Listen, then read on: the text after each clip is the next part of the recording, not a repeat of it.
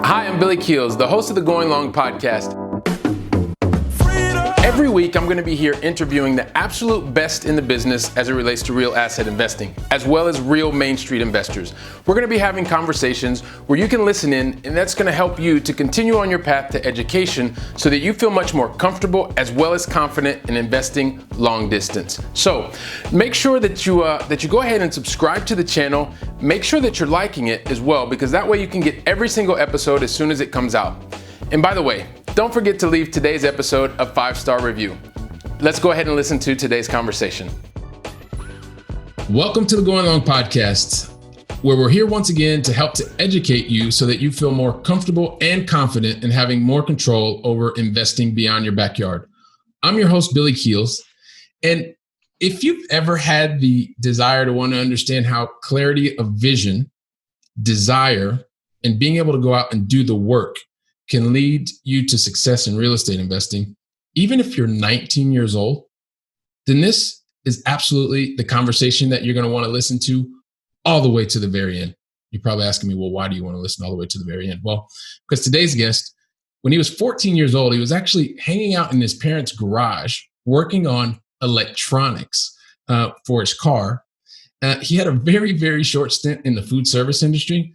And then afterwards, at 19 years old, he actually figured out he was going to go both feet full in on real estate. And since then, he has been in a number of different of the asset classes within real estate. I'm sure he's going to talk to us about that. He's transacted over $150 million worth of transactions. He is the host of not one, but 2 podcasts, the Mobile Home Park Investing, as well as the Real Estate Investing for Cash Flow. And he's the founder of Sunrise Capital. And I'm super excited to have today's conversation with Kevin Bupp. Kevin, welcome to the show, man. Billy, I'm excited to be here, man. Always good catching up with you. Yeah, it's a lot of fun. Listen, Kevin, one of the things that we like to do because we're continuing to connect Europe with the United States is just get an idea of where you are in the United States. Can you help us know what city you're in today? Yeah, absolutely. I'm located in sunny Clearwater, Florida. Clearwater, Florida. Like that. Like that. Actually, you know what? It's 2 guys from the Midwest. We found our way to like really nice sunny places. That's it. I grew up with the dreary gray skies in the winter months, which are basically 6 months out of the entirety of the year. And but when I was old enough to get out and leave, I left. Yeah. I need to go where the sun shined at least 300 days a year, and where there was nice warm water to frolic in. There you go. From Clearwater to Barcelona. Awesome. Fantastic. Second question. Kevin, what is the most positive thing that's happened to you in the last 24 hours? Just waking up and knowing that my family is healthy. My wife and my 2 boys are healthy. I woke up this morning. I woke up yesterday morning, and that was the case. And so that to me is probably the most important thing that happened in the last 24 hours. Well, I think that's fantastic. And it's one of those things where the times that we're living in right now, it's the little things in life when we can either have that hug or see that our families are healthy in this moment in life that, we take the little things for granted. And this is a way to absolutely not do that. So thanks for sharing that with us. And look, Kevin, there's so many things I'm sure that we could get into that we'll have a chance to talk to and really share and add a lot of value with our audience. But can you just give us a bit more about your background and things that you've been doing in real estate, please? Yeah, absolutely, Billy. And, as you had mentioned, I got started in real estate or introduced to it at the age of 19. Prior to that, I grew up in a, very much a middle-class family. We never went without. We didn't have a lot, but we didn't go without either, right? So I don't have the rags to riches story. However, my parents worked really hard, and, we had what we had, and it was all relative because I didn't know any different, right? And we went on one family vacation a year. And but other than that, we didn't have a lot of extra money. And so, even from a young age, I always felt the need to kind of make my own money because, in order to purchase the things I wanted, a skateboard or bike, what have you. And so I started working at the age of 12 with a paper route. That's how old you had to be to get the paper route. And I fought for that position when it came up in our neighborhood and got that. And then fell in love with, back in the day, it was cool to have a loud stereo system in your car. And my dad was in electronics, and he taught me how to install car stereo systems and amps and do some carpentry work. And so I did that for my brother and his friends. My brother was 6 years older than I. And so I used to use their garage and all my dad's tools and install car stereos in the weekends and the evenings and just, make an extra buck, do anything I could to make money so that I could, purchase the things that I knew that my parents didn't have the money to purchase for me. And so ultimately I got introduced to real estate at 19 by a gentleman by the name of David that he was dating the mother of a girl I was dating. So it was kind of a weird, introduction there. But in any event, David lived a very different lifestyle of what I lived growing up. And I'm not going to say that he was rich by any means, but he had a very flexible lifestyle. He was always around during the week when I was, in between classes, visiting my girlfriend. I'm like, when my parents were at work, right, working the 9 to 5, and he drove a very nice car and always dressed very nice and always seemed to be on vacation, taking trips here and there. And so in any event, I became good friends with David. We grew a bond. And he, I think saw something in me that maybe I didn't see myself. And so he kind of introduced me what he was doing, which was he was investing in local real estate, single family and small multifamily properties. And basically he was living on the cash flow, and he had been doing it for many, many, many years. And so, at that point in my life, Billy, I was just going to local community college, didn't really have too much direction. I didn't go away to university like a lot of my friends did because I didn't know what I wanted to do. And my parents, they didn't have money to spend, and I didn't want to go away and waste their money, right? And basically party it out of a $25,000 a year college. And so I stayed at a local community college. Thankfully, I did, because I don't know what path my life would have taken, but I met David. He got me into real estate, started buying it at the age of 20. And like a lot of folks, I started with single family, a lot of times wholesale properties until I had enough money to keep one as a rental and kind of follow his model. I didn't reinvent the wheel. I did exactly what he showed me to do.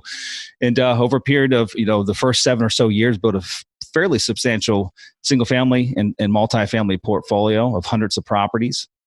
And, went through the crash of 2008, lost pretty much everything. And I'm trying to give you a condensed version of it. And, took a couple year hiatus from real estate after 2008, just because I got my butt kicked really bad. And the fire never went out. I dove back in 2011. My first purchase in 2012 after, that hiatus was a mobile home park in Atlanta. That part of the, during that period of time, things were still very distressed, post 2008.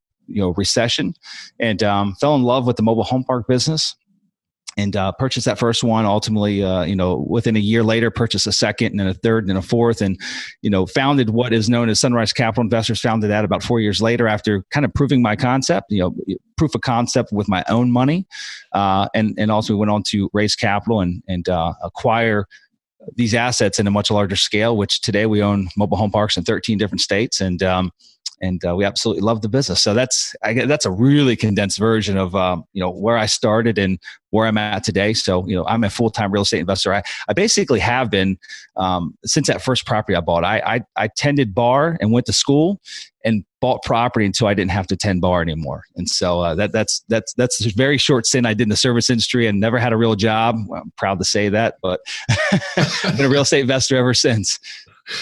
So that, man, there's so many different things I want to talk about, and there's so many parts of the story that resonate with me as well. Working and being around key people and other friends that had a lot of the things that I wanted and desired, and eventually, after having also gotten my butt kicked in 2008, but in the stock market, not in real estate.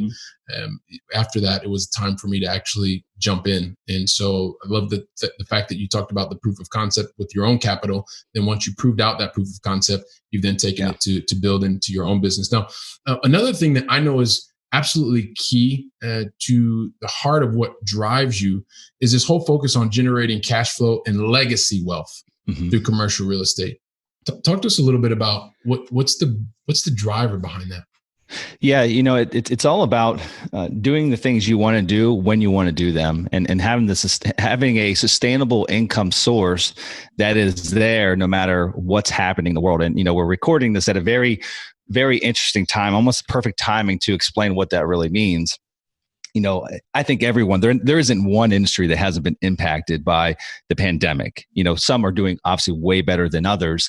Our real estate portfolio, we have folks that work, right? And some that are out of work currently. And, so we are also feeling the impact. However, with that being said, in our business, everyone needs a roof over their head, and typically folks will fight for that roof over their head. And what that allows us to do is during these very uncertain times where people are losing their jobs, right, that are relying on a corporation to basically give them their paycheck to put the food on the table. We know that income's coming in, at least the majority of it, no matter what happens day in, day out. And so that allows us to create a sustainable, lifestyle for me and my family, and to sleep a little easier at night. And again, I don't want to sound insensitive to the matter, because obviously there's people suffering on the other side, but it's smart decisions that we ultimately made, many years back, knowing that we wanted to buy investments that would do really well in the good times and also fare well in the down times and the bad times, right? Because we know that we go, historical trends show ebbs and flows, right? Like this is a roller coaster ride that never ends. And so I want to know that even in the trough of it, that we're still going to be able to put food on our table. We're still going to be, sleeping easy at night. My wife and I, my children, our lifestyle hopefully won't change all that drastically, even in the worst of times. And so to me, that's what buying for cash flow is. It's truly, having something that pays us day in and day out, Billy. It's as simple as that. It doesn't even have to be much more elaborate than that. It really is that simple. Perfect. And we like to keep things very simple. And that's a great way to understand it, because a lot of times we'll think that the big corporation is the thing that actually has no risk. And the reality is there are risks that are in anything that you do, and being able to have more control over a portion of your earnings, or all of your earnings, well, at least you're in control of it. And I also agree, a lot of people have talked about things that are happening in the stock market. Well, they happen in the stock market. They may just happen a little bit faster than they happen in the real estate market. When you're able to build your business, you have time to have more control over that as well. Yeah, I'll give you an example real quick as well. My wife still works. She loves working. She loves to, I'm not going to say live her own life, but she's very much an alpha female, and she enjoys kind of doing her own thing. And so she sells medical software. And her company, fairly large company, I think about 3,000 employees nationwide. And they just did a huge round of layoffs last week. I mean, they literally laid off like 400 people, which is a substantial amount of their workforce. I can tell you that we didn't know she was going to be on the chopping block or not. I mean, she's been like number one saleswoman for a number of years, but it doesn't matter, right? It doesn't matter in these uncertain times, because they're not selling anything. Doctors' practices and hospitals aren't buying software at this point. And so their business is suffering. I can tell you that she was on conference calls, maybe a little bit of concern, but not so much, because we literally have investments that are going to pay us. If she loses her job, we're not relying on that income, that source of income, to keep the roof over our head, to put food on the table for our children. It's just so concerning, yes, but more so just more of a hassle more than anything else. And so it wasn't something that we lost sleep over. And that's just a really good feeling, Billy. I like knowing that, again, the hard work we put in years back, these investments that we purchased, will offer that sustainable lifestyle that we're seeking. That's awesome. It's wonderful also to be able to know that you have the control, you have those options, I guess is what a lot of us like to also think about. So we'll go, I wanted to, because you've done so many different types of real assets, and you've decided on mobile home parks. You've given us some high level insight into it, but within the mobile home parks, I know that you like to look for a particular type of asset to be able to bring into your portfolio. You like to talk about those assets that are underperforming or distressed. Can you talk to our listener base just to help them understand what does that mean for you when you say distressed or underperforming assets? Yeah. Well, I'll put it into two different camps. There's good operators and bad operators. And a lot of times the underperforming assets, and this is assuming that they're in a good market, right? Because you can't change a bad market. And so we only buy things that are in strong local economies. They've got diverse employment base, what have you. And there's also a strong demand for affordable housing. So let's just assume that we're talking of an asset that's underperforming, but it's in a really good market. Okay, we're in the right market. Typically it's a bad operator, and that means things such as enforcing collections, right, and actually having a no pay no stay type of policy. And again, not speaking to the pandemic that that we're just going through right now, but just in a general sense that instilling firm collection rules into your community.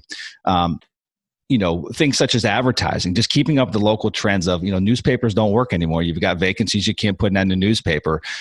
It's as simple as that. You get up the times with technology and Facebook Marketplace and Craigslist, which is already slowing slowly dying on the vine, but just operators that have vacancies that they're not filling. There's a demand there, but they're not reaching that demand.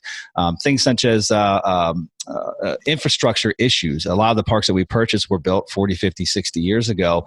And water and sewer lines don't last forever. Depending on what they were constructive, some might have a 30-year shelf life, some might have 60, what have you, but there's issues that happen. And so we see a lot of times where an operator they've been taking all the capital out of the business and haven't been putting it back and haven't been reinvesting it over the years for these necessary capital improvements. And so we'll see water losses of, 20, 30, 40. I've seen water losses as much as $100,000 a year due to leaky water lines, which is coming from the bottom line, right? Like that is not making it to the bottom line of that P&L. That's an expense that should not be an expense. And so just, again, there's a litany of issues that we see there, but normally it's a bad operator. That's just they had a great business idea maybe 20, 30, 40 years ago, and they just have slowly kind of failed. Like it worked really well, 40 years ago, because there was so much pent up demand back then.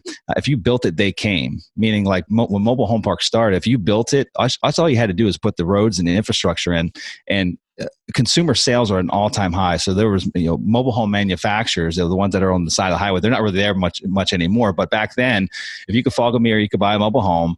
And if you could buy a mobile home, you needed a place to put it. And so again, developers just built this land. They weren't really business people. They're farmers, a lot of them. And they just put the infrastructure in. And so they never really got that keen business sense over the years. And it just slowly starts deteriorating over time. That business model deteriorates because they're not infusing it back, the capital back in. And ultimately, just the community is not performing as it would with a professional operator in place. So there's a litany of issues that we see, but a lot of it's really just due to bad operations.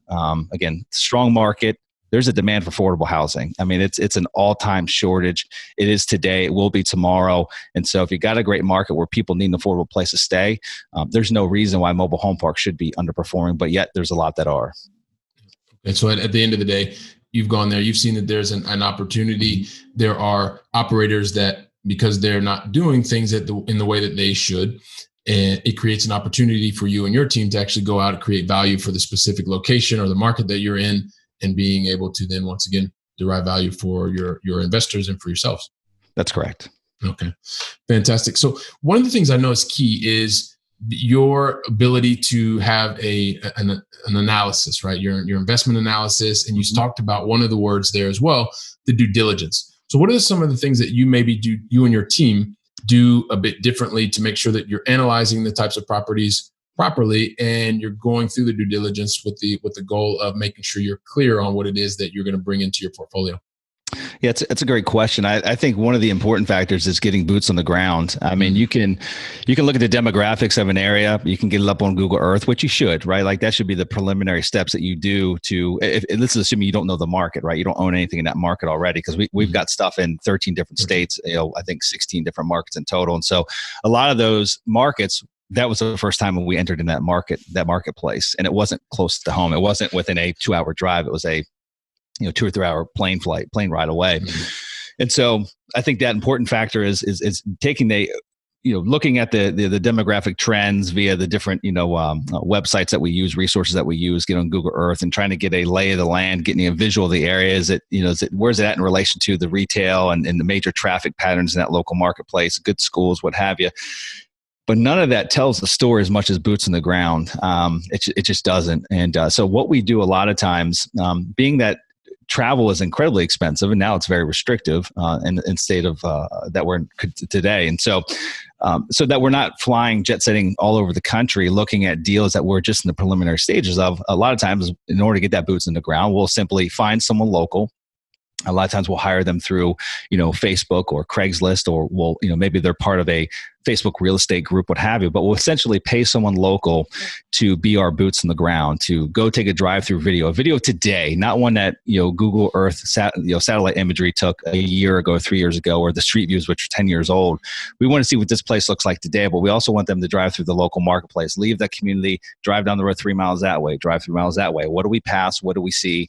And is that in line with what we're seeing, through the different, online resources that we're using? So again, boots on the ground is incredibly important. There's been many deals that we've backed out of that look phenomenal on the front side analysis, and by just looking at the demographics and looking at Google Earth, that within a day or two after we get the drive-through video and have that person boots in the ground, that we back out of, just because it's a very different site than what we had anticipated. So and so on that, Kevin, so is it more when you're using the different kind of parts of the technology that are there, you're establishing relationships with people on the ground, boots on the ground, and then let's say you get that information back, are you not moving forward sometimes because you see that it was in much worse condition, or it just doesn't meet your criteria, or that the owner doesn't want to accept the reality of their situation? Yeah, all the above. I mean, it could be much worse condition, which condition can be fixed, right? And so a lot of times we won't back out of a deal. That's assuming maybe we, if we go in and retrade and maybe get a discount in the price, if that can happen. But an area can deteriorate a lot in a matter of, again, let's assume that the Google Earth imagery is, 3 or 5 years old, right? Which is pretty common. Some parts of the country, it's even older than that. Areas can deteriorate very quickly. I mean, think about the times that we're in right now. Retail is going to look very different in 24 months. You're going to see storefronts that if you look at Google Earth, it's going to show that there's like 80 cars parked out front. And in 2 years, it's going to be a boarded up building, right? That happens. I mean, and so those are the other things that we're looking for. Is it a dying part of town, right? Is it the other side of the tracks? Like, how do you figure that out unless you're actually boots on the ground? Is it the part of town that people are moving away from, or that people are moving towards? Okay. Yeah, great points. And yeah, I mean, definitely going to look very different even 12 months from now, probably. Absolutely. Yeah. If not that far. So you talked about twice, one of the things that is really the core of what we love to talk about here at the Going Long podcast, right? You mentioned before, you live in Florida. You talked about being able to work with other people and have boots on the ground. But most of the time, we've been taught when we're reading books that you want to invest like in the place that you can actually see. Mm-hmm. You've talked about being your company in 13 different states. What is the driver for investing beyond your backyard? Yeah, no, that's a great question. And there's nothing wrong with investing in your backyard. And I will honestly say, Billy, that if we had the opportunity to buy mobile home parks that were the quality that we want to purchase, and also give us the returns that we're seeking for our investors, then we would buy them within an hour or two radius. I mean, the closer, the better. I definitely think that there's a huge benefit of having things in your backyard if that's possible. However, if your business model, if what you're seeking as far as your business model, if it's not achievable by buying in your backyard, like you live in San Francisco or you live in a very expensive market. The reason why we can't buy here, Billy, mobile home parks in Florida, at least in the major markets in Florida, I'm talking, Tampa, St. Pete, Miami, Orlando, Jacksonville. There are lots of institutional players in this marketplace, and their cost of capital is a lot cheaper than ours. And so we have a very hard time being competitive for the type of assets we want to purchase. So we literally are pretty much, there's a barrier to entry here that we have had a hard time penetrating. So we have to go into other markets. And so again, with that being said, I would buy everything here if we could, but we can't. And so we go to where the deals are. And again, assuming the market is good, we buy deals. We will go to where the deals are. And one of the benefits, I would say, of actually owning deals in other marketplaces, right? There's inconveniences, but there's also benefits, is if these things were in our backyards, what I have seen happen to a lot of folks is they feel the need to micromanage their assets. They get almost too involved in their assets, and they basically they affect their future progress of growing their company, because they're micromanaging the managers, and they're driving there every day, spending 2 hours when they could be spending their time in a much more productive manner. And so, being that our assets are farther away, the closest one is 4 hours away. We have to get very resourceful. We have to, utilize different technology to keep an eye on the prize, right? To keep an eye on our assets, but not to get overly involved, and empower our on-site managers, our community managers to do what they're there to do, is kind of run the day-to-day operations. And so, again, there's pros and cons of both, but we go to where the deals are. And if the deals are, 6 states away or 10 states away, that's where we're going. So, that's awesome. And the reason for that is, once again, there's so many things that you just mentioned that resonated with me. When I got started, this whole thing was really, if I could find a way to have 1,000 units here in Barcelona and then it made sense, then I would do that. The reality is, I was looking to also extend and have an opportunity for my children to also have a way to connect back with the States. But it also made a lot more sense for me to invest thousands of miles away and build a portfolio thousands of miles away, and also starting to see that it is also making sense for a number of other people. But you also talked about the fact that, so you talked about being able to go for your closest property, you said was 4 hours away. Mm-hmm. I know that technology has really allowed me to do things that I never even thought were possible. If I would have thought 10 years ago, it wouldn't have even been possible. Talk to me about how technology is enabling you to really focus on process so that you can continue to scale and add value for your investors and for your company. Yeah. That's a great question. So one of the big things that we do as far as technology is concerned, and we've been doing it for about 5 years now, is let me preface it by saying this, is that we visit all of our communities. So we visit them, multiple times a year, typically, some more than others, depending on what stage they're in. If we're just buying a new asset and it hasn't been stabilized yet, then we're going to be obviously visiting that a lot more often. The communities that are stabilized, sometimes only once a year, we try to get to them twice, but just really depends based on how geographically spread out we are. However, each one of our community managers is armed with the equivalent of a GoPro camera. And so we have very specific processes and procedures on a monthly basis where they basically suction cup that thing to their car. There's a pattern that they have to drive through that respective community. We create the pattern when we purchase it, so that basically we're seeing every single front of a mobile home. So they're driving through the entire community. Not only we're seeing the mobile homes that are there to ensure that the community rules are being enforced, people don't have a bunch of trash in the yards. We want to know that the community manager is doing their job. In addition to that, we want to see what the overall condition of the community is, the infrastructure. So the roads, are we seeing a lot of potholes? Just really, what's the closest thing we can get to not being there ourselves? And it's a drive-through video. And so again, that happens once a month. Our district manager essentially sits down with a community manager. They review the video. Normally it's 5 to 10 minutes long. They review it once a month and point out any type of discrepancies or any types of concerns that we might have. And so that alone allows us to truly not just keep an eye on our asset, but it forces accountability on our community managers. They know that we're going to see what they're seeing. We're going to see it every 30 days. And, if we ever feel that we're not getting the full picture, sometimes it's very easy to manipulate a video or take a certain turn and you won't be able to see that particular angle of that unit, what have you. If we feel like that's happening, then we'll essentially hire someone locally. Everyone's got a smartphone now. Everyone's got a smartphone, which is essentially it's a high-end video camera. And so we'll go hire someone for $100, have them go take a drive-through. Any local college kid would have you. Let's look for extra $100, do a drive-through, drop it in Dropbox or Google Drive. And then we can, point out the items that we might have been missing on that drive-through video that the community manager did. So just that alone has been a game changer of our business. It allows us to keep an eye without having to travel to our communities every month, which it literally wouldn't be possible of how spread out our assets are. If we had them all in Florida, then we probably would just drive locally, and visit each one once a month just to check in. But it's not a possibility given the distance of each one of our assets are. So, and once again, it's just awesome, right? Because you're able to utilize technology on the front end, right? Because you're not going to get involved in every single thing. So you're helping to drive some of the costs down. You're able to get the visibility as much as possible as well. As that saves you from time from being on a plane, costs on the flights, hotel rooms, et cetera, et cetera. Then while you're actually have the asset, you're able to establish a better management managing your managers and keeping that process open and transparent.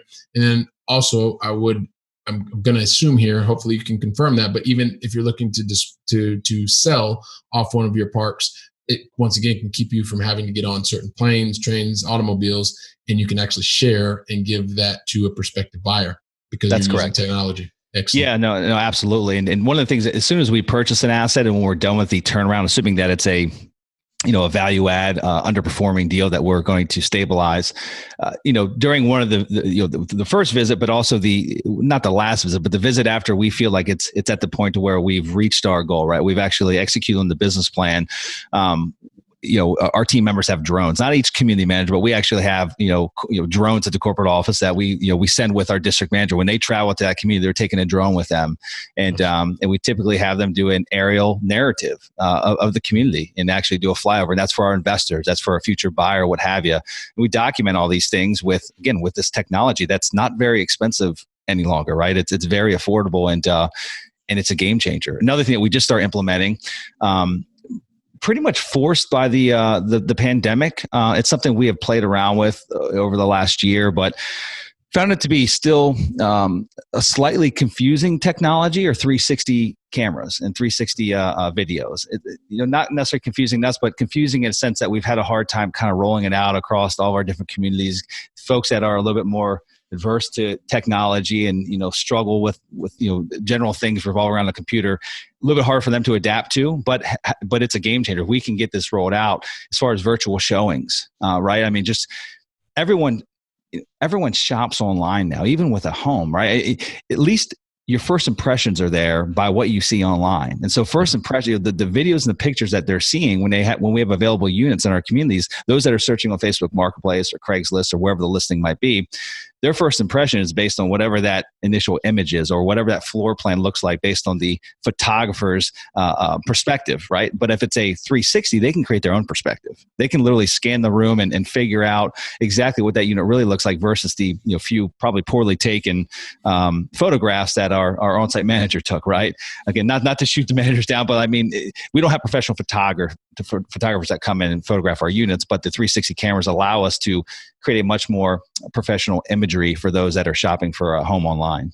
So not only is it helping your prospective residents or tenants, it's also, and once again, I have to imagine, Kevin, that using this technology is also helping you to, as you start to go out as you continue to educate your investors, your passive investors, right? So that they better understand the asset that they're getting involved in. And when you can start to explain certain aspects of a mobile home park, they can actually see it. So it takes away. So if someone is thousands of miles or kilometers away, you're still able to create that experience for them. Yes.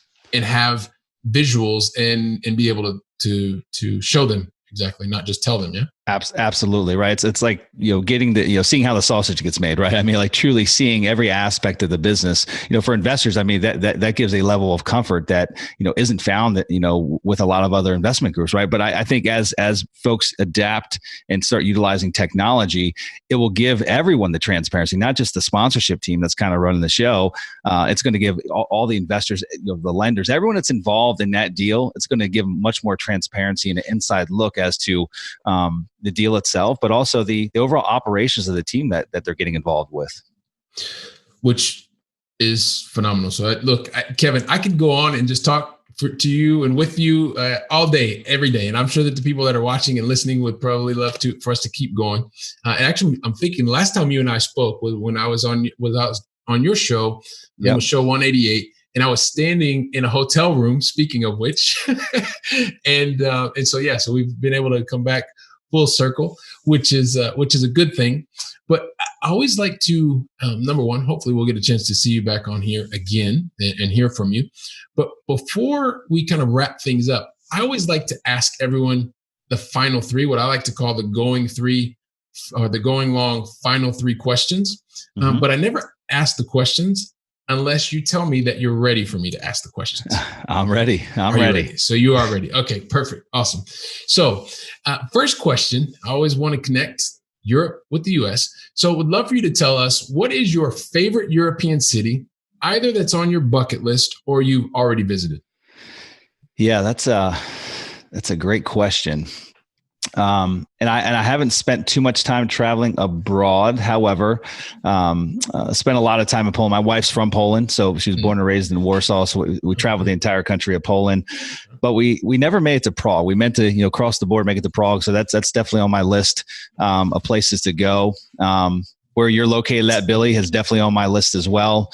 Yeah, just gosh, I feel like I have lack of travel experience in Europe in general. So, but you already have it. Wish list. you already have it. I still have not been to Poland. It's a place that I would like to go and visit. And I actually spent about a month in Prague in January of 2006. Awesome.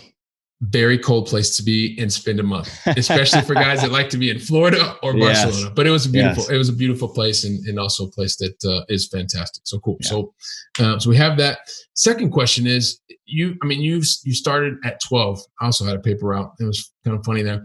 And between that, having multiple businesses that we didn't even get a chance to really talk about this time, I'm sure that you've probably made one or two mistakes, probably only one or two. You've paid full price for those mistakes. You've learned valuable lessons. I guess lessons that you would pass forward to somebody else from mistakes that you made in the past. Yeah, I think one of the biggest ones is, and this relates to the real estate business and the other couple of businesses that you'd mentioned there that were non-real estate related, but was not hiring soon enough. I think that we get into businesses and we grind away, right? And everyone's so proud to grind and to the state that they work 70, 80, 90 hours a week, and that's great. You have to do that when you're first getting started, but at some point in time, you start going in reverse, right? Like that progress starts to regress, and not making those hires soon enough, that first key hire, the second key hire, whoever they might be. But I feel like even today, we've tried to be as proactive as possible. We have these conversations now on a regular basis within the company. There still comes points in times where like, gosh, we should have hired that person 6 months ago. Because look what we achieved now over the last year, right? Being that we brought that individual on board, although it was a very painful salary, right? Like that means we had to take a step back from what we were taking from the business and bring that next key individual on. But the exponential growth that came from it was just incredible. So hire fast, phenomenal. And I do have just a quick follow up to that, because you talked about bringing them on board as what are your thoughts on full-time employee versus and bringing someone on board as an outsourced employee? When you say outsourced, are you talking about meaning they're not on your payroll? Okay.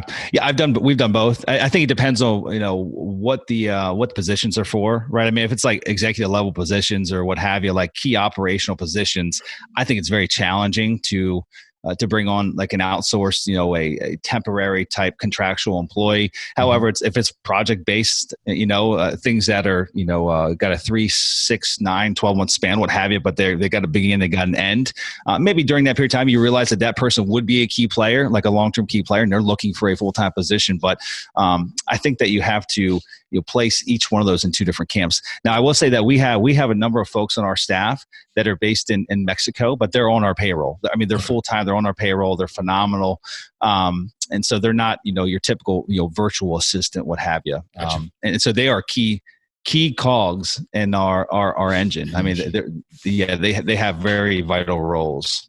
Okay. Fantastic. Perfect. Appreciate that. And I kind of threw in a follow-up question there. Last question is just about feeding the brain, and would love to know what book, I know you enjoy reading, what book would you recommend to someone that's also on this journey to learn more about investing in real estate or real assets? Yeah, I'm not going to use the Rich Dad Poor Dad. I mean, these have all had impacts on our life, probably yours as well, Billy, right? And so, Think and Grow Rich, both phenomenal books, right? If you haven't read them, then you definitely need to read them more than once. The one that I read most recently, and I've read it multiple times, it's probably also the book that I've gifted the most. It's called The Go Giver. Have you read it, Billy? I have not. Not yet. I mean, not yet. It's just a very, very, very philanthropic viewpoint of the power of giving and the power of helping others, really putting others first before you, and just the exponential growth that comes on a personal level, but also if you're running a company, right? Being there to not create barriers from going from one tier to the next. Folks trying to work their way up the ladder, the corporate ladder, what have you, but being there to help them get up, not putting the roadblock in place. And it's a powerful book. It's a short book. It's again, the one that I probably gifted the most to employees and friends and family, what have you. And it just revolves around giving, the power of giving, simply put. Perfect. And on the next time that you're back with us, and would love to get into more about what it is that you do, because I know that's also something that's core to you, Kevin, in terms of what you do to be able to give back. And I'm just going to cite a couple of things just for time more than anything else. And I know you have a social running club, and I know you have the Running for Brews, and I know that you do every year a 280-mile bike ride down to Key West from where you are, and also really active in Big Brothers and Big Sisters. Yes. So I know that that's important to you. I know it's one of the things that we didn't get a chance to really talk about today, but since you gave me the opportunity to now add a new book to my list, I at least wanted to mention those things because I know that they're important to you, and you're going to give an opportunity to find out more, because I'd like to be able to do that just now. But Kevin, you've given us so many different things to talk about, man. Doesn't matter if you're 12, if you're beyond 12, when you have the right focus, when you have the right desire, when you're not afraid to take action, and you have the focus on really going out to help others, anything is possible. And you embody that, and even going beyond, always being available, looking to help to educate the marketplace and even give back to others, some of the things that we've just talked about. And look, I know if I want to reach out and talk to you as much as possible, that everybody that's watching and listening to us today is kind of like, oh my gosh, how can I find out more about getting in touch with Kevin, with his team? So help us understand, what is the best way, Kevin, to get in touch with you and your team? Yeah, no, absolutely. I mean, you can definitely come find me on social media. You can find me on Facebook, LinkedIn, or Instagram. But if you want to, reach out to me, shoot me an email, what have you, go to my website, kevinbupp.com, go to the contact us, and it'll make its way to me. And, if you want to listen to things I've got going on, as Billy had mentioned, I've got 2 podcasts. One's called Real Estate Investing for Cash Flow, and the other one's called the Mobile Home Park Investing Podcast. You can find them on iTunes and Stitcher Radio, and probably 20 other different platforms that are out there. So, and they're great. Both of them value add. And as someone who has been on one of your podcasts and listens to your other podcast actively with the Mobile Home Park, given that we also have a Mobile Home Park, they're both value add, constantly sharing, constantly giving great insights, tips, strategies. And so I would definitely recommend that everybody, Kevin's saying, listen to his podcast, I'm also saying, listen to his podcasts, get out there and make sure that you do that. So, Kevin, it's been a lot of pleasure. It's been a lot of fun for me. I really appreciate it. So thank you for being here. And also for those of you that are watching and listening to us here on the Going Long podcast, don't keep the goodness to yourself. Go out, at least share this with 2 or 3 other friends. And it's for me. I want to be ready to welcome you back on the very next episode, and hoping that you go out and make it a great day. Thanks a lot. Wow. Don't you love hearing from top-notch experts in the field?